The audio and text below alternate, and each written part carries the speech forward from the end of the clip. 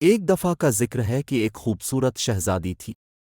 وہ اتنی خوبصورت تھی کہ اسے دیکھنے والا ہر شخص اس کی خوبصورتی پر فریفتہ ہو جاتا تھا۔ شہزادی بہت مغرور بھی تھی اور اسے اپنی خوبصورتی پر بہت ناز تھا۔ ایک دن شہزادی جنگل میں گھوم رہی تھی کہ اچانک اسے ایک جادوگرنی نظر آئی۔ جادوگرنی بہت بدصورت تھی۔ شہزادی جادوگرنی کو دیکھ کر ہنس دی اور کہا، تم اتنی بدصورت ہو کہ مجھے دیکھ کر ڈر لگتا ہے۔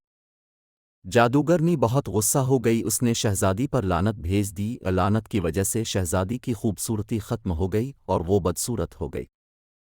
شہزادی بہت پریشان ہو گئی۔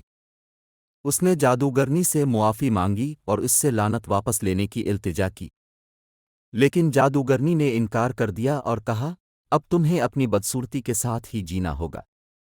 شہزادی بہت اداس ہو گئی۔ وہ اپنے محل واپس چلی گئی اور اپنے کمرے میں بند ہو گئی۔ اس نے کسی سے ملنے جلنے سے منع کر دیا۔ ایک دن شہزادی کی کھڑکی پر ایک پرندہ آیا۔ پرندے نے شہزادی سے کہا، میں تمہیں ایک راز بتاتا ہوں۔ ایک دور دراز ملک میں ایک جادو کا چشمہ ہے۔ جو شخص اس چشمے سے پانی پیتا ہے وہ خوبصورت ہو جاتا ہے۔ شہزادی نے پرندے کی بات پر یقین کیا اور اس نے جادو کے چشمے کی تلاش میں سفر شروع کر دیا۔ سفر بہت مشکل تھا۔ شہزادی کو بہت سے خطرات سے گزرنا پڑا، لیکن آخر کار وہ جادو کے چشمے تک پہنچ گئی۔ شہزادی نے چشمے سے پانی پیا اور وہ دوبارہ خوبصورت ہو گئی۔ وہ بہت خوش ہوئی اور اس نے خدا کا شکر ادا کیا۔ شہزادی نے اپنے محل واپس جانے کا فیصلہ کیا۔ راستے میں اسے ایک شہزادہ ملا۔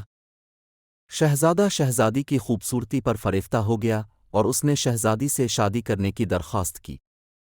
شہزادی نے شہزادے کی درخواست قبول کر لی اور دونوں کی شادی ہو گئی۔ وہ خوشی خوشی رہنے لگے۔ اس کہانی سے ہمیں یہ سبق ملتا ہے کہ ظاہری خوبصورتی عارضی ہوتی ہے، اصل خوبصورتی دل کی خوبصورتی ہے۔ جو شخص اندر سے خوبصورت ہوتا ہے وہ باہر سے بھی خوبصورت ہو جاتا ہے۔